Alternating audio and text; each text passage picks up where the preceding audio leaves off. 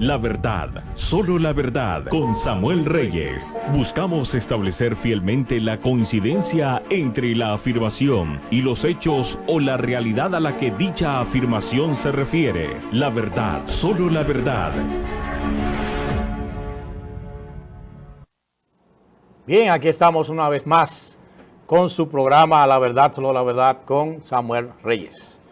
Una especial salutación a nuestros estudiantes de oratoria allá en el barrio obrero en Pekín. Un saludo muy especial a cada uno de ellos que me dijeron, oiga, salúdenos. Claro que sí, a los de la mañana y en la tarde. Qué bueno que estamos aprendiendo a cómo comunicarnos mejor. Siempre digo lo que dijo Pericles, que el que sabe pensar y no sabe comunicar lo que piensa está al mismo nivel de los que no saben pensar. Y precisamente aquí tenemos un programa para que usted piense.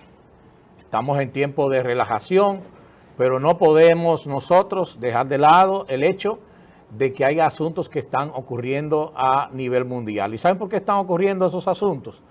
Porque no tenemos los líderes que tienen el pensamiento correcto dirigiendo a las naciones. Desde que usted escucha a gente que tiene un pensamiento totalmente negativo acerca del futuro del mundo, acerca de la ingeniosidad del ser humano para producir siempre desarrollo y siempre está hablando de las cosas negativas que supuestamente van a pasar y no toman en cuenta la inmensa cantidad de recursos que tenemos. Incluso un presidente de una de las compañías petroleras más grandes de los Estados Unidos dijo que los recursos petrolíficos son ilimitados. Los voy a poner en el próximo programa. Pero en esta ocasión quisiera empezar poniendo un video sobre Marine Le Pen. Marine Le Pen, ella es la candidata supuestamente de la derecha, allá le dicen ultraderecha en Francia, en el país donde nació esto de dividir la derecha y la izquierda. Ahora resulta que todo el mundo que no es de ultra izquierda es de ultraderecha. Pues Marine Le Pen tiene unas palabras en cuanto a la acusación que le hacen de que ella es muy cercana a Putin, cuando en realidad Emmanuel Macron, que es el presidente de Francia, es el amigo de Putin de forma tal que fue el escogido entre todos los presidentes de Europa para ir a mediar con Putin antes de la guerra con Ucrania. Y veamos lo que ella le responde. Yo le voy a traducir, aunque no sé francés, pero se sabe muy fácil lo que ella dice porque lo subtitularon en inglés. Vamos a ver ese video donde ella dice a quién ella realmente es afín.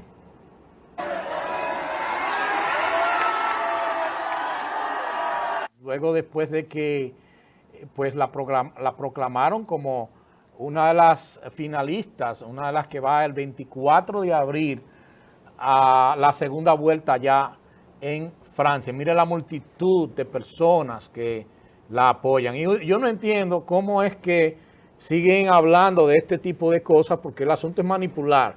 Cuando ella misma es una mujer y se supone que los que tienen el pensamiento progresista están apoyando, están a favor de las mujeres.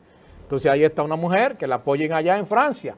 Y ella tiene suficiente apoyo. Vamos a ver si en el transcurso de estas semanas que quedan para la segunda vuelta de Francia, ella finalmente sale triunfadora. Vamos a ver el otro video, que era el que queríamos poner, donde ella expresa claramente a quién le es ella afín. Grandes líneas políticas que yo defiendo, que están representadas por el señor Trump. Ellos son los que están representados por el señor Putin. Ahí está muy, muy claro lo que es su posición en cuanto a su creencia política. Y lo primero que dije, señores, lo sigo sosteniendo. El problema ahora actual del mundo es que los líderes mundiales pues se han dado a la tarea de profetizar, de pronosticar grandes catástrofes y no hacer nada para impedirlas. Sencillamente, si usted quiere que en un cultivo que usted tiene una finca que usted tiene, un conuco que usted tiene, no haya cosecha, pues lo único que usted tiene que hacer es no sembrar, es no cultivar ese conuco. Entonces, eso es lo mismo que ellos están haciendo. Vamos a ver lo que han dicho en 20 lugares distintos del mundo acerca de una crisis alimentaria que es bíblico eso también, pero yo no creía que la Biblia se estaba refiriendo a que era el mismo hombre que iba a provocar esto por su ideología, por su forma de pensar. Y hay 20 hechos sobre la emergente escasez mundial de alimentos que debería darnos escalofríos. Tyler Burden, que es un editor económico de un blog financiero de los Estados Unidos, dice que hay una alarma de escasez de alimentos y que va a empeorar en los próximos meses.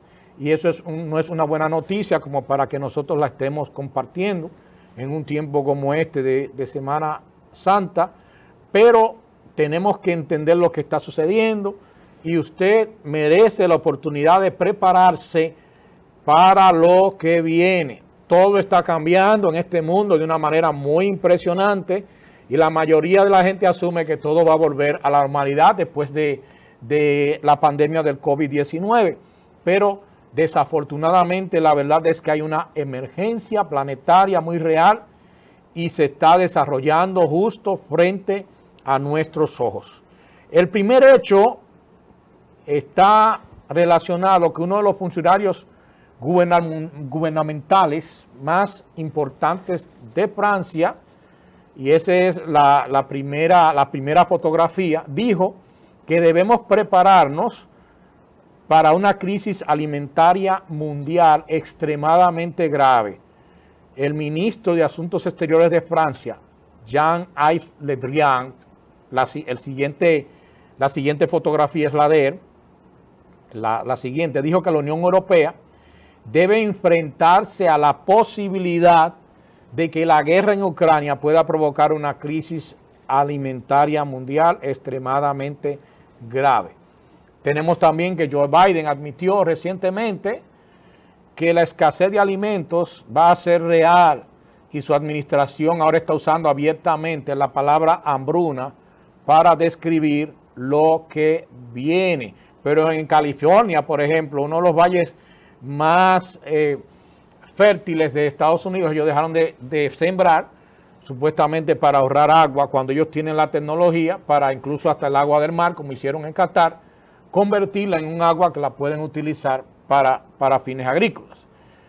Y la administración Biden está preocupada de que la invasión rusa cause esa hambruna. Número 3, se informa que los precios de los alimentos en los supermercados alemanes pronto subirán entre un 20 y un 50%, apenas unos días después de que Alemania reportara la inflación más alta de la generación, con el índice de precios general de febrero disparándose a un ritmo anual del 7.6% y superando todas las expectativas, dando a los locales una sensación de déjà vu claramente desagradable, incluso antes de que la invasión rusa de Ucrania rompiera las pocas cadenas de suministro que quedaban y llevaran los precios a la estratosfera.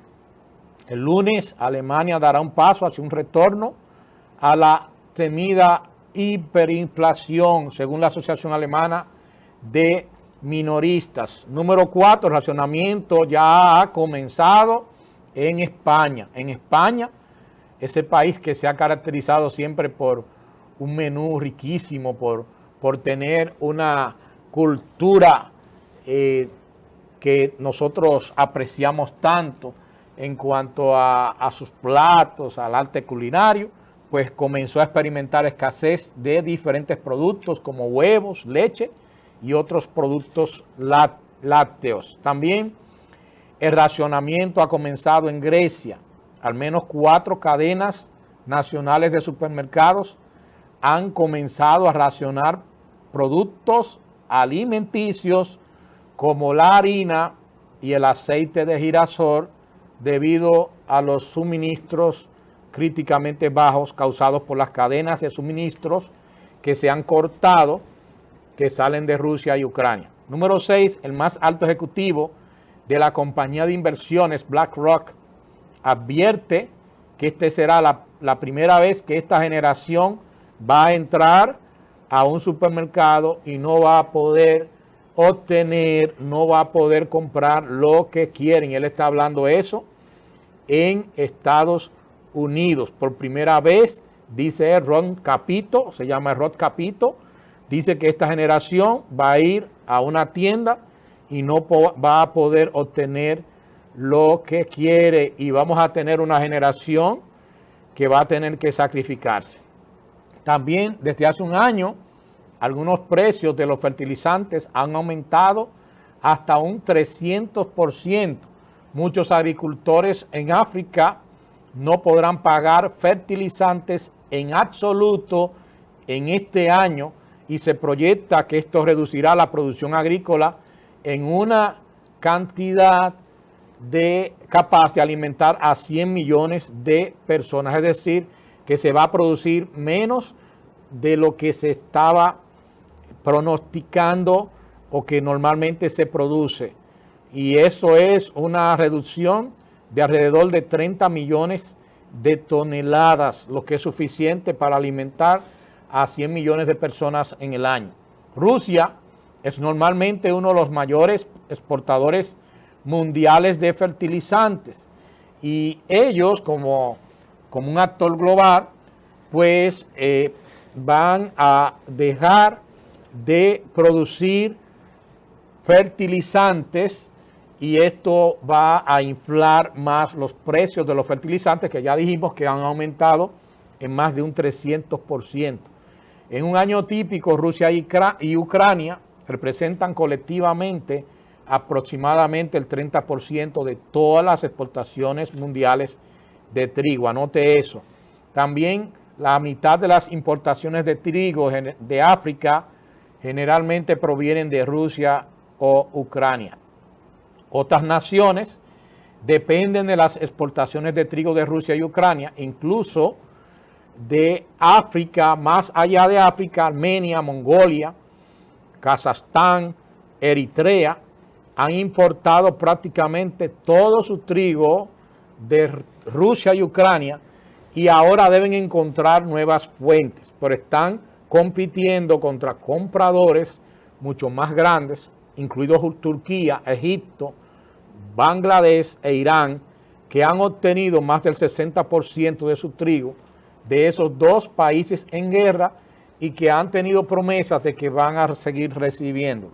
Un funcionario ruso está advirtiendo que su nación pronto solo exportará alimentos a naciones amigas.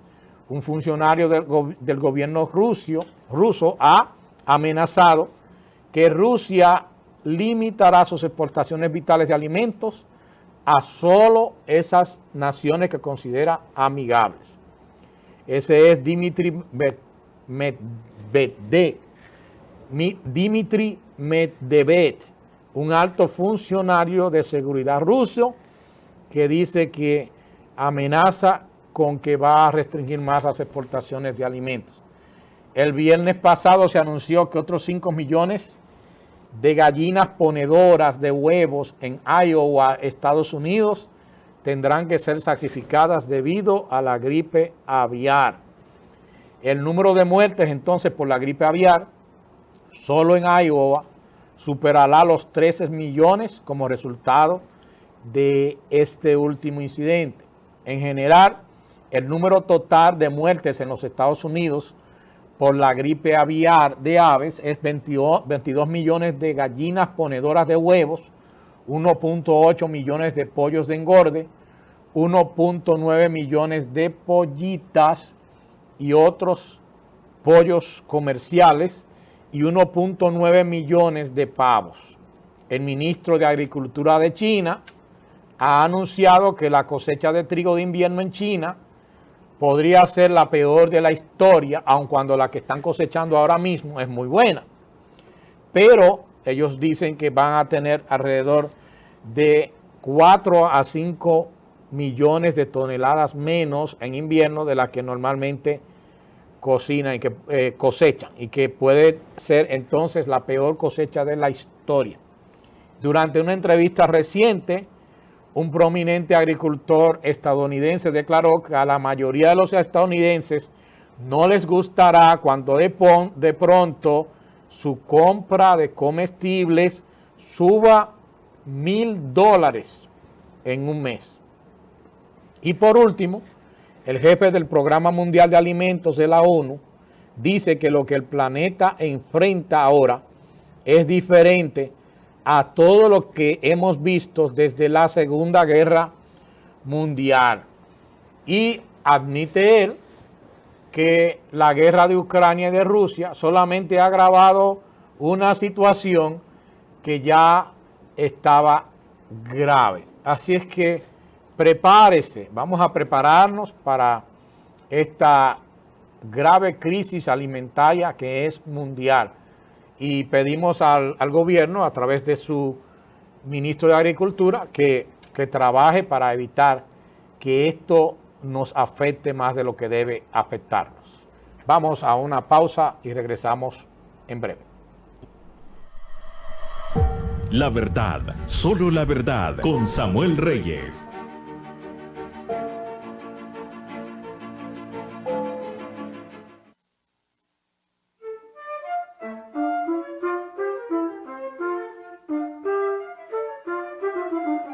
La palabra de Dios, todo lo puedo en Cristo que me fortalece.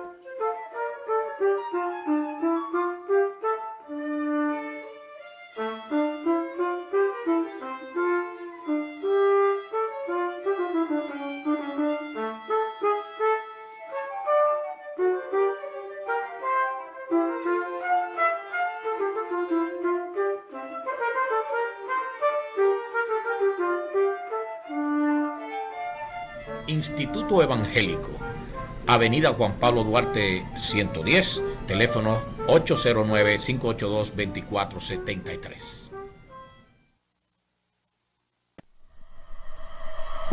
La verdad, solo la verdad.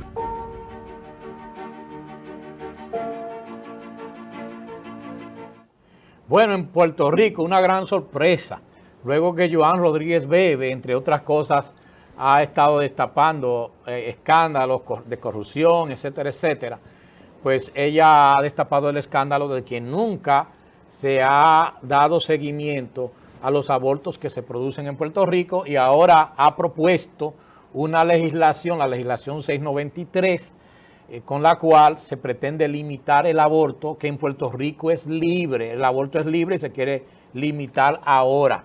¿Y qué sucede? Que se hizo una encuesta y qué sorpresa, solamente el 3% de la población en Puerto Rico apoya el aborto. Oiga bien, tuvo que venir alguien y levantarse y dar la voz de alerta, esa voz de firme y valiente como la de esta mujer, para que supiéramos la verdad. Vamos a escuchar lo que ella nos dice y entonces seguimos después con una entrevista especial que tenemos para ustedes por ocasión de Semana Santa.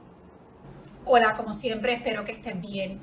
Ante la discusión sobre el trámite procesal del proyecto del Senado 693, he reiterado que es inmeritorio celebrar vistas públicas para discutir si debemos permitir que niños por nacer que pueden sobrevivir fuera del vientre de sus madres sean abortados. Esta no es una discusión para una sociedad que se precie descivilizada. El proyecto del Senado 693 es un proyecto claro que establece que si un bebé luego de 5 meses de embarazo puede vivir fuera del vientre de su madre, nosotros como gobierno lo protegeremos. Sin embargo, ante la deshonestidad y la desinformación que algunos han difundido para justificar lo injustificable y negar la verdad sobre la práctica inhumana del aborto en Puerto Rico de bebés que pueden sobrevivir fuera del vientre de sus madres, el presidente del Partido Popular y presidente del Senado de Puerto Rico, José Luis Dalmau Santiago, el portavoz del PNP en el Senado, Tomás Rivera Chats, y yo, como portavoz en el Senado de Proyecto Dignidad, hemos acordado realizar vistas públicas para que las partes interesadas puedan reiterar sus posiciones. Confío que como resultado de este proceso legislativo, el país tenga aún más claro quiénes continuaremos con aún más fuerza en defensa de la vida de los que no pueden defenderse por sí mismos. Bueno, gracias Joanny Rodríguez Bebe por esas declaraciones.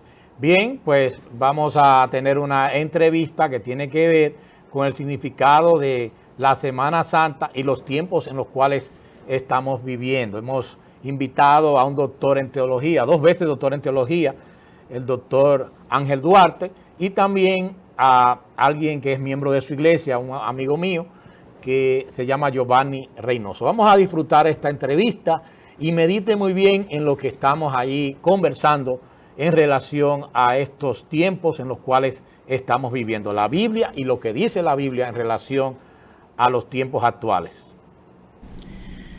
Bien, mis estimados televidentes, tenemos una entrevista en esta ocasión de índole teológico. Parece como que hemos descuidado un poco esa área.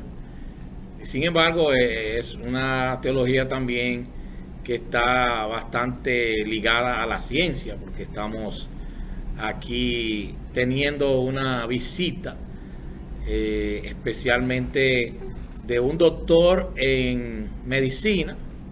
Él nos dirá su especialidad, pero también es un doctor en teología.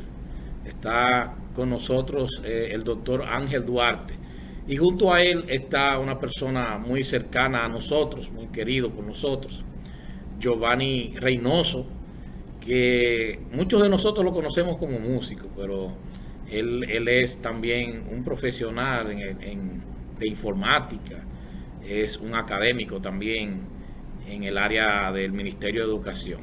Así es que bienvenidos ambos, muchas gracias por aceptar estar con nosotros en este programa especial de Semana Santa en La Verdad, Solo la Verdad, con Samuel Reyes. Muchas gracias, ministro Samuel. Para mí es un placer estar aquí vía la tecnología de Zoom para compartir contigo, y también un saludo y bendiciones a todas las personas que a través de los diferentes medios pues van a ver este programa, y sé que va a ser algo de bendición para todos. Amén. Sí, para nosotros es motivo de gran placer y profunda satisfacción compartir con usted. Hemos tenido grandes referencias suyas, tanto el ministro Giovanni como de parte de mi esposa, Elizabeth Martínez, que le conoce muy bien. Entonces sé que va a ser un gran momento en que estaremos juntos aquí compartiendo la palabra de Dios y los tópicos que usted considere conveniente. Muchísimas gracias. De hecho, hay que significar que usted es pastor, ¿no? Y de una iglesia. ¿Esa iglesia cómo se llama, pastor? ¿Y qué tiempo tiene esa iglesia? ¿Y cuánto tiempo usted tiene pastoreándola? La Casa de Dios está dentro de un concilio, o sea, un grupo de iglesias que tenemos en la provincia de María Trinidad Sánchez, unas 35 iglesias. Estamos pastoreando hace unos 10 años aquí en Nagua, junto con mi esposa Elizabeth Martínez. 35 iglesias allá en Nagua. Provincia, especialmente en los campos, en Río San Juan como 5, en Cabrera hay como 15, y en algunos campos de Nagua, totalizando todas 30 y tantos de iglesias, todas pues bajo la inspiración del apóstol Dionisio Martínez, ya un anciano de 88 años que aún a su edad se mantiene firme, predicando y trabajando en toda la obra del Señor. Muy bien, entonces le voy a decir doctor, por todo el respeto, ¿verdad?, que me merece. El doctor Ángel Duarte, leímos hace poco que hay una intención de prohibir, y de hecho ya lo prohibieron, el gagá en San Pedro de Macorís. Y entonces cuando los que salieron a defender el gagá dijeron sus argumentos, dijeron que la razón por la cual el gagá se permite en San Pedro de Macorís es porque supuestamente hubo un grupo de africanos que cuando Cristo estaba en la cruz y le clavaron la lanza, ese grupo de africanos le sacó la lanza, y que supuestamente eso es lo que se celebra en el Gagá el día viernes, llamado Viernes Santo, y que por eso entonces está ligado también al cristianismo. Realmente, ¿qué significa? ¿Qué significa todo este tiempo de Semana Santa? Todo lo que sucedió en Semana Santa, no la celebración, sino qué significa lo que sucedió en Semana Santa, en la llamada Semana Santa. Exacto, la llamada Semana Santa, porque tenemos pues muchas diferentes vertientes al respecto. Sabemos realmente que la Semana Santa como tal empezó a celebrarse a partir del siglo IV. Y dicho sea de paso, sabemos que, y así lo consideran una gran cantidad de teólogos, que tiene un origen pagano, en el paganismo. Incluso sabemos que por allá, por los años 178, por ejemplo, cuando ya el cristianismo ya formado se empezó a separar completamente el judaísmo, el Papa Víctor I obligó que el cambio de los calendarios, o sea, todavía en el año 150, por ejemplo, sabemos que los obispos, en este caso, por ejemplo, Aniceto, hizo que se cambiaran los calendarios de tal manera que no coincidiera el calendario hebreo de Levítico 23 con el nuevo calendario romano, para que no hubiera la unidad de la fiesta de Pesaj o Pascua, que no coincidieran el mismo día. Entonces, pero se le dio libertad, por ejemplo, a los cristianos del Oriente, de Europa, que siguieran celebrándola junto con los judíos. Pero ya en el año 178 se obligó, en el 178, a que todos quisieran celebrarla junto con el calendario occidental. Ahí vino un gran problema que se mantuvo hasta el año 325 en el Concilio de Nicea, donde hubo este cambio para así el cristianismo separarse completamente del judaísmo ante las diferentes revueltas que se dio en el año 66 al 70, en la revuelta del año 114, en la revuelta del año 132, donde veían entonces a los judíos practicantes como grupos revoltosos. Entonces, el nuevo evangelio que se estaba predicando en los pueblos paganos, entonces se estaba mirando como que estaba en contra de Roma. Entonces, el cristianismo, para poderse defender de esa postura, quiso apartarse lo más posible del judaísmo. Pero sabemos que ya en los años 300 y tanto, pues los papas de ese entonces quisieron unir todos los grupos de todos los pueblos a su alrededor, y entonces adoptaron las fiestas que ellos tenían y le pusieron nombres de fiestas cristianas. Así, por ejemplo, el día 6 de enero, que es fiesta de las luces, cambiaron por el nombre de los Reyes Magos. Entonces, una fiesta que se celebraba el primer domingo después de la primera luna llena de primavera. Si sabemos que la primavera empieza el 21 de marzo, la primera luna llena después del 21 de marzo, el domingo siguiente había una fiesta. Entonces quisieron ajustar la Semana Santa que coincidiera con esa fiesta que llamaban Domingo de Resurrección. Pero dejando aparte ese origen, viéndolo ya como el contenido de nosotros como cristianos, sabemos que de hecho la Semana Santa como Semana Santa en sí no se celebraba así, aunque la iglesia, nuestros hermanos católicos, celebran esa semana haciendo coincidir con la entrada de Jesús, la entrada triunfal a Jerusalén, esa última semana. Empezaron a celebrarla y se celebra como tal. Lógicamente, usted recordará, yo recuerdo cuando yo era muchachito, pues la solemnidad con que la Iglesia Católica celebraba esos eventos. Nosotros mismos, yo recuerdo que si un muchacho hacía algo malo un jueves en la tarde, dejaban la pela para el domingo, porque no se le puede dar una pela jueves ni viernes, o sea, por la solemnidad que se veía en esos días. Sin embargo, el asunto se ha invertido en la actualidad y esta semana resulta ser una semana de borrachera, droguería, bacanería, muchos accidentes por doquier. O sea, que ha habido una inversión total del propósito con que la iglesia empezó a celebrar la Semana Santa. Así es. Entonces, eso que sucedió allá en el tiempo de la crucifixión, ¿hasta qué punto es relevante hoy en día en que se cuestiona tanto la fe? ¿Cómo es que el sacrificio de Cristo en la cruz todavía hoy en el siglo XXI, en el año 2022, todavía eso tiene relevancia para el mundo. ¿Cómo usted me explica cómo podemos nosotros entender que algo que sucedió hace tanto tiempo, algo histórico, puede tener relevancia? Porque en este tiempo, pues, nosotros vemos cómo hay una persecución incluso a la fe cristiana. Bueno, recuerde usted también en los tiempos en que empezó la persecución de la recién iglesia, cuando Gamaliel, por ejemplo, liberó a los cristianos del exterminio, cuando salió con esa medida tan sabia de decir, bueno, mire, vino un grupo llamado Bar Jesús, murió su líder y el grupo desapareció, después llegó un Teudas, etcétera, etcétera, pero si este grupo viene de Dios, ¿qué de nosotros? No podemos realmente enfrentar a Dios. Es decir, el hecho de que 2000 años y tanto se mantenga nuestra fe firme y de que Jesús haya cambiado en un antes y después de él, indica de que realmente estamos ante la presencia de Dios influyendo en nuestra vida en este mundo. Muy bien, entonces quisiera preguntarle ¿cuál es el tiempo escatológico en el que estamos viviendo hoy? Porque entiendo que usted es muy versado en los asuntos que tienen que ver con el Mesías, y quisiera que usted nos respondiera esa pregunta. No quiero que se me escape esa pregunta. ¿Cuál es el tiempo escatológico en que estamos viviendo hoy?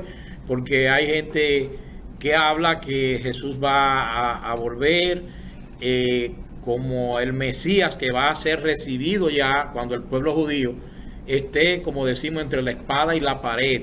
Cuando ya lo vayan a exterminar, pues ahí aparece Cristo para defenderlo, porque ellos claman a ese Mesías. ¿Es eso cierto?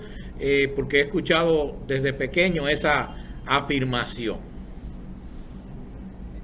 Hay dos temas muy interesantísimos en los cuales yo siempre me mantengo un poquito conservador, que es con el tema de la escatología y con el tema de la soteriología.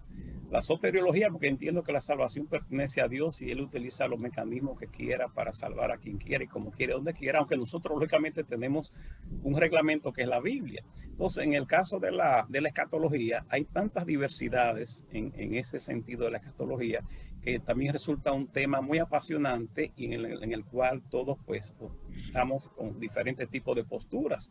También va a depender del tipo de escatología que usted esté planteando, porque tenemos la escatología preterista, aquellos que entienden que ya todo se cumplió. Y entonces dentro de la escatología, por ejemplo, actual, también hay diferentes tipos de posturas. Por ejemplo, en base a unos versículos de Apocalipsis sobre el milenio. Que dicho sea de paso, el Apocalipsis duró mucho tiempo para ser canonizado, porque en la iglesia primitiva se veía eso de milenio como algo que antibíblico realmente. Se veía como una herejía en ese entonces. Entonces, en esos versículos que habla sobre el milenio nos ha dividido en postmilenaristas, amilenaristas y premilenaristas, dependiendo de en qué momento entiendan que Jesucristo vendrá. Y dentro de los premilenaristas tenemos los premilenaristas pretribulacionistas, los premilenaristas mitribulacionistas y los premilenaristas posttribulacionistas. Es decir, tenemos un grupo ahí diferente de línea de pensamiento en cuanto a escatología se refiere. Y también está la escatología hebrea, que la escatología hebrea no parte de Génesis hasta Apocalipsis, como la vemos nosotros, sino que la escatología hebrea es volver a las raíces. Es decir, usted no sabe para dónde usted va, si usted no sabe de dónde usted viene, dice la mentalidad hebrea. Es decir, que para ello volver a las raíces, para ello volver al Edén, volver al inicio. Pero también si nosotros vemos el calendario profético, que Israel es el calendario profético, así como se ve en Génesis 1:14, que dice que creó las estrellas para establecer, ahí dicen las estaciones, pero en hebreo la palabra que aparece es la palabra Moedim, y la palabra Moedim en hebreo es citas proféticas. Entonces, estas citas proféticas que están en Levítico 23 establecen las diferentes fiestas. Y en base a estas fiestas podemos ver en qué época escatológica estamos nosotros en la actualidad.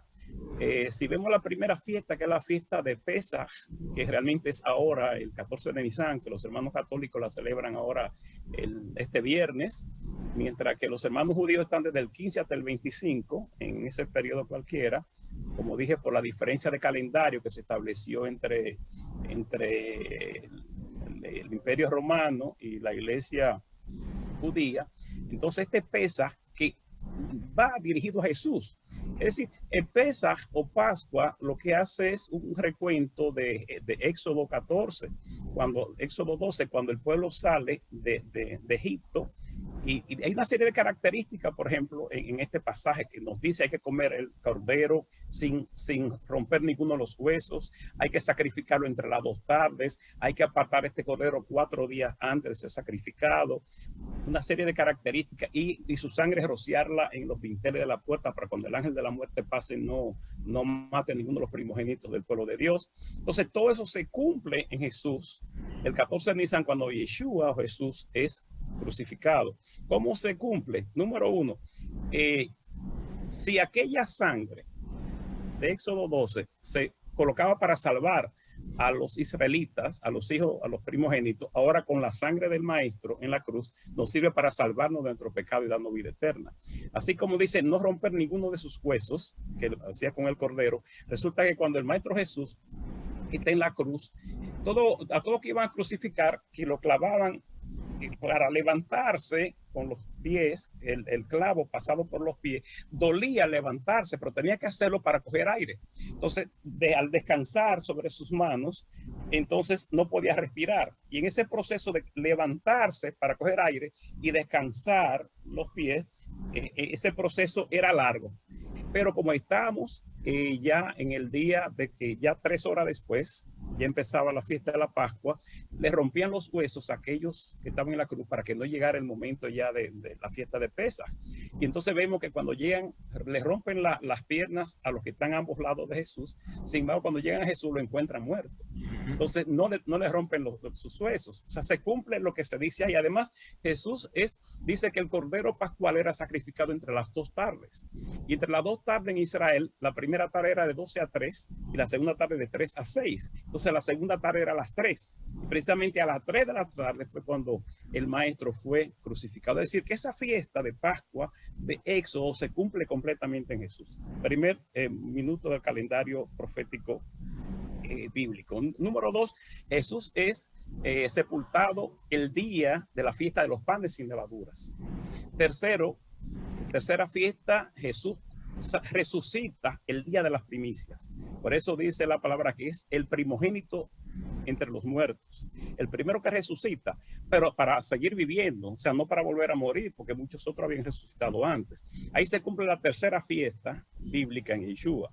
Siguiendo con el calendario, la cuarta fiesta, que es la fiesta de Pentecostés, que se celebraba 50 días después de la fiesta de Pesaj o de la fiesta de Pascua, que es la que se está celebrando ahora en estos días. Resulta que Yeshua o Jesús resucita y dura 40 días con nosotros. Luego asciende y 10 días después, cuando llega el día 50, en la fiesta de Pentecostés, es cuando llega el Espíritu Santo. Es decir, que hasta ahí las 4 fiestas de primavera se han cumplido en Jesús. Ahora, las otras 3 fiestas corresponden en otoño.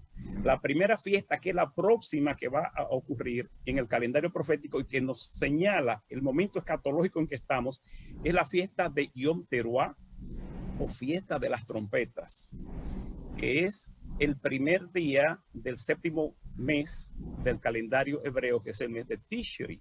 Ese día, la fiesta de las trompetas, que se hace mucha alusión, tanto en una de Tesalonicense como también en Hechos, es la que anuncia la llegada del Mesías, en este caso Jesús.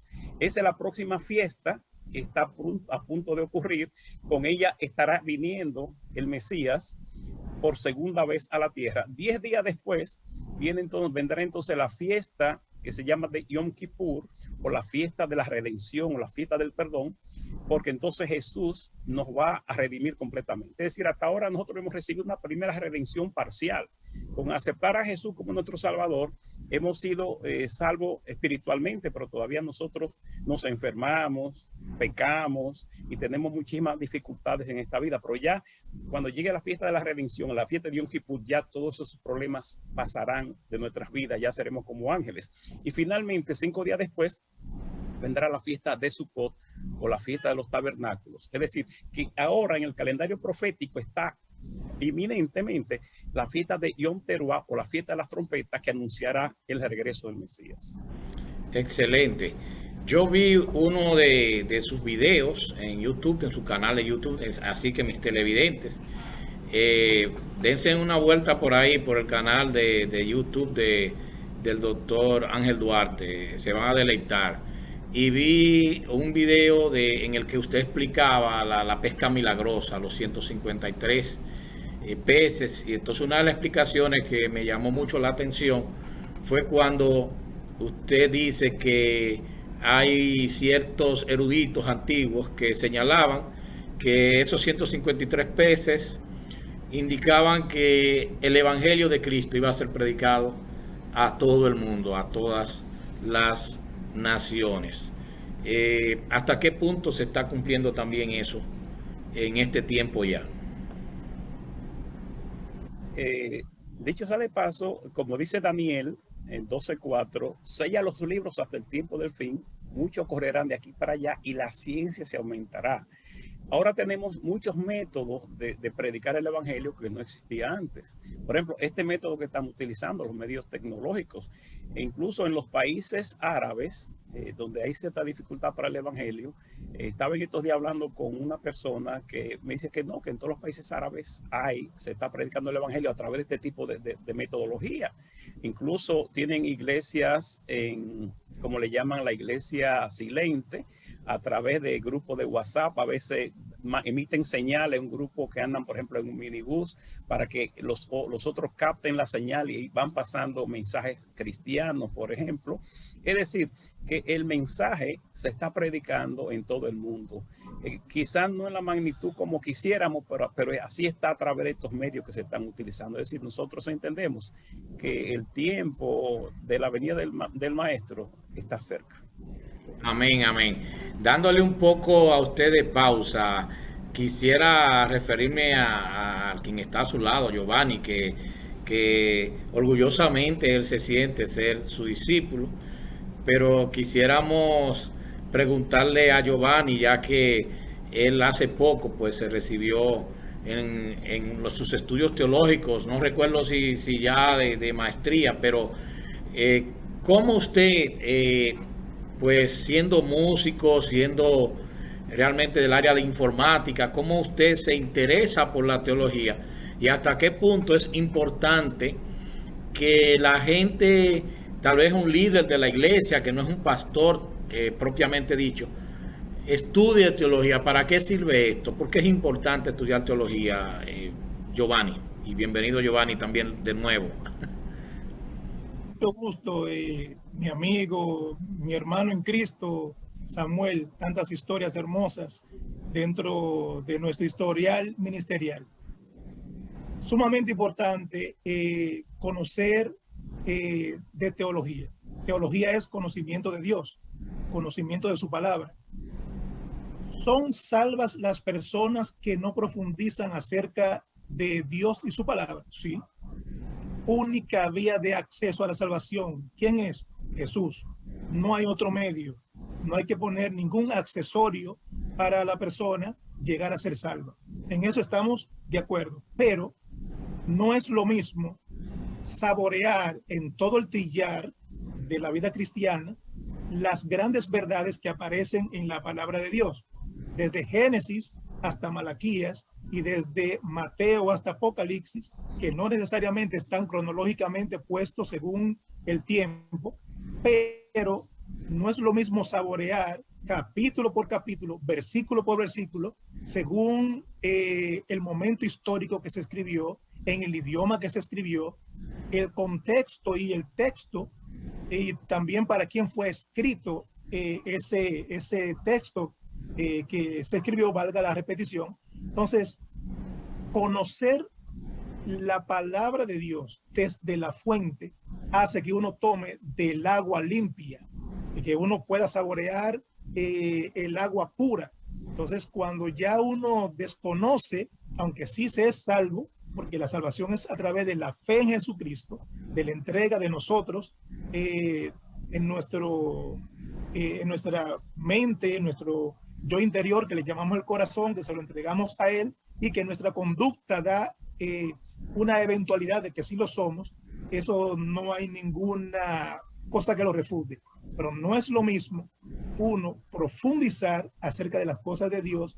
El hecho de yo ser pianista desde muy joven, ser informático, pero también me instó Dios a través del Espíritu Santo de que profundizar y conocer más acerca de Dios y de su palabra me iba a mí permitir disfrutar más de la vida cristiana que quedarme de manera superficial. Excelente. Muchísimas gracias, Giovanni, por tu participación. Lástima que no tengamos todo el tiempo. Quiero que en una próxima ocasión tú estés con nosotros, tal vez estando solo, y también, como no, al doctor, sería casi un pecado el no invitarlo de nuevo, doctor Ángel. Y una pregunta que me surge ahora, y esto es, lamentablemente los comunicadores somos así, doctor. Quisiera yo preguntarle, ¿cómo una persona de toda su preparación, doctor en medicina, tiene doctorados en teología, escribe libros, cómo es que usted no ha pensado en tal vez mudarse a una urbe más grande, Santo Domingo, Santiago, cualquier otro lugar, fuera del país, en cualquier lugar donde usted vaya? Usted es un erudito. ¿Cómo usted ha sentido ese llamado a estar allá en Nagua? Que claro, nadie se ponga guapo conmigo allá en Nagua, nadie se enoje conmigo. Solamente quiero hacerle esa pregunta y a la vez felicitarlo, porque sé que su esposa Elizabeth Martínez, que la conozco desde que estábamos en la sociedad de jóvenes, el grupo de jóvenes, pues ella fue candidata a diputado. Entonces, eso quiere decir que es una visión más allá que el común de las iglesias que encontramos por ahí, que entienden que el que se dedica a asuntos sociales y mucho menos a asuntos de la política está incluso hasta desligándose de su labor ministerial. Quisiera que usted me hablara de esos dos términos que le he hablado, de esas dos perspectivas, por favor, porque estamos llegando al final y no quisiera desaprovechar para hacerle esa pregunta. Ahora, en estos tiempos que las cosas han cambiado, el estar más cerca de una ciudad no depende de lo geográfico, sino de lo cibernético. Es decir, que el que tenga internet en estos tiempos, yo, por ejemplo, en mi casa tengo acceso a la biblioteca de la Universidad Hebrea de Jerusalén, por ejemplo, entro a los rollos del Mar Muerto y veo lo que quiero ver sin tener que ir literalmente allá. Entonces eso hace que ya en estos tiempos el estar en una urbe grande o pequeña va a depender en sí del desarrollo social del lugar. Eso lo entendemos, y a veces uno en el lugar no tiene la capacidad del desarrollo que quisiera. Además, muchos no entienden la visión de uno. Incluso quizá muchos de las cosas que hacemos en lugares pequeños como el que vivimos lo ven como herejía. Una herejía es una verdad dicha 10 años antes de lo que realmente los demás lo entiendan. Entonces, a veces uno está un poquito adelantado a los tiempos y se ven como una herejía. Pero para eso nosotros tenemos, por ejemplo, los medios electrónicos. Estamos como decano internacional de Redeemer Christian University, y nosotros tenemos alumnos de todo el mundo que estudian ciencias bíblicas y cultura bíblica hebrea a través de esta universidad. También tenemos otra página de Centro de Estudios Hebraicos, y ahí estamos interactuando con personas de todo el mundo. Es decir, nosotros, por ejemplo, tenemos más estudiantes de Centroamérica, Sudamérica, de Europa, que lo que yo pueda tener en Nagua. Lógicamente que sí, pero eso me permite no mudarme y abandonar a mis coterráneos, pero al mismo tiempo me permite estar interactuando con el mundo entero a través de los medios electrónicos de comunicación. Y este asunto de la política, hábleme algo un poco de eso. Hubo cierta situación extraña cuando Elizabeth incursionó en la política, Pero de todos modos, si nosotros vemos, los grandes líderes en la Biblia fueron políticos. O sea, ¿qué mejor estratega que Nehemías, por ejemplo? Y muchos de ellos fueron reyes y sacerdotes. Esa doctrina de que separar lo secular de lo ministerial fue un concepto que vino después. Incluso Pablo trabajaba y predicaba. Es decir, y pasajes como tuve hambre y me diste comer, tuve sed y me diste de beber. Ese te está hablando de ser social con los demás, ser solidario con los demás. Ese concepto que entra al cristianismo después a través de los monjes, de ese dualismo platónico, de separar lo humano con lo espiritual, vino después. Siempre el evangelio estuvo dirigido en ambas direcciones. Es decir, que nosotros entendemos como en la Biblia esos grandes hombres fueron reyes, fueron sacerdotes. El mismo Maestro Jesús fue rey sacerdote. Entonces David y, como digo, Nehemías y esos grandes hombres como José, que José pues estuvo, si no está donde estuvo, pues el pueblo de Israel hubiera desaparecido, y muchos otros hombres más que usted conoce de la historia.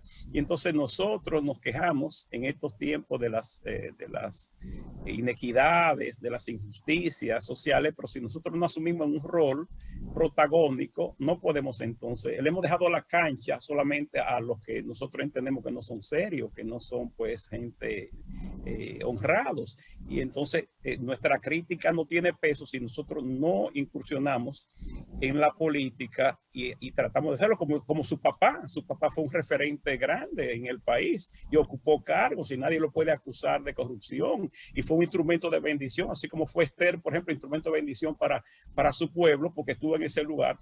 Su padre fue un instrumento de bendición no solamente para el evangelio, sino para todo el mundo. ¿Y cómo lo consiguió? ¿Orando? No. La oración es importante, sí, pero acompañado de la obra. Es decir, que nosotros creemos en ese tipo de filosofía. Así es. Y déjeme decirle que mi papá no movió mucho un dedo para eso. Yo fue que le abrió la puerta. Yo le dije, yo no sé cómo que usted llegó a eso. Porque mi papá tiene una paciencia muy grande. Bueno, hay una pregunta que nunca hago. Y es una pregunta que usted mismo se responde. ¿Qué usted quisiera decir para finalizar, lamentablemente, ya nuestra entrevista? No, yo creo que nos hemos edificado muy bien. Pero ¿qué usted quisiera decir finalmente ya a los televidentes en cuanto a este tiempo que estamos viviendo? No solamente el tiempo de la Semana Santa, el tiempo que estamos viviendo en este siglo XXI en relación al cristianismo y todo esto que se está dando, el globalismo y todas estas cosas que realmente están preocupando mucho a mucha gente en la iglesia. Nosotros entendemos que esto se está presentando porque el mundo evoluciona y nosotros a veces en las iglesias no hemos evolucionado al ritmo como debiéramos evolucionar. Por ejemplo, la teología se ha quedado estancada y entonces los tiempos han cambiado. Sé que hay persecución ideológica, sé por ejemplo aquí en el país y a nivel internacional hay estrategias, como hay una agenda internacional, pero nosotros sabemos que antes de la llegada del maestro todas estas cosas tienen que suceder. No vamos a cruzar de brazos, no, tenemos que enfrentarlo con valentía, con gallardía, denunciar lo que hay, hacer nuestro papel y estar en paz con Dios y estar en paz con nuestro prójimo.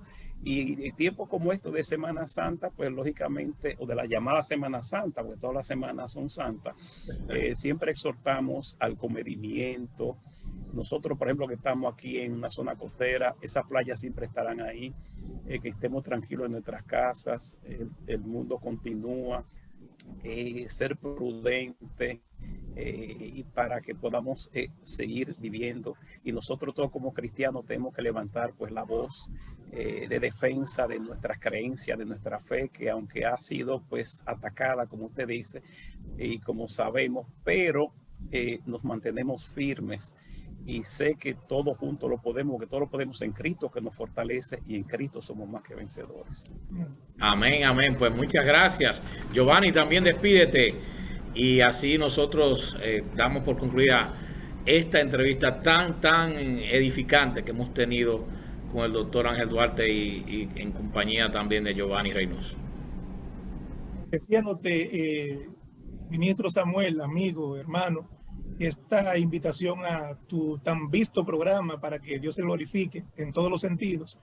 Estamos feliz de esta entrevista y yo quise hacer lo mismo que hacían los discípulos en los tiempos de Yeshua, de Jesús, que lo que hacían era que se sentaban en el suelo al lado de su maestro para aprender de él.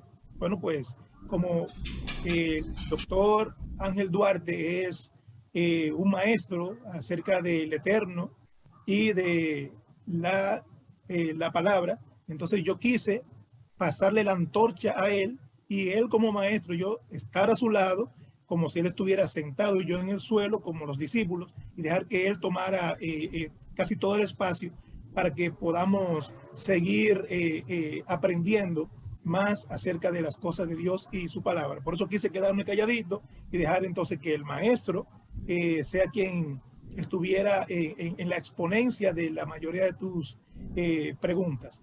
A todos los que nos están viendo, que Dios les bendiga y que ya que a este tiempo le llaman Semana Santa, pues entonces lo que tenemos que hacer es pensar en la esencia, pensar en Jesús, que es el único Señor y Salvador de nuestras vidas.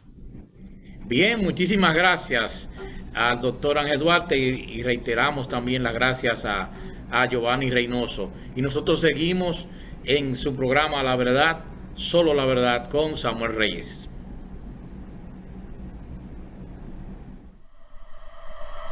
La verdad, solo la verdad, con Samuel Reyes. Buscamos establecer fielmente la coincidencia entre la afirmación y los hechos o la realidad a la que dicha afirmación se refiere. La verdad, solo la verdad.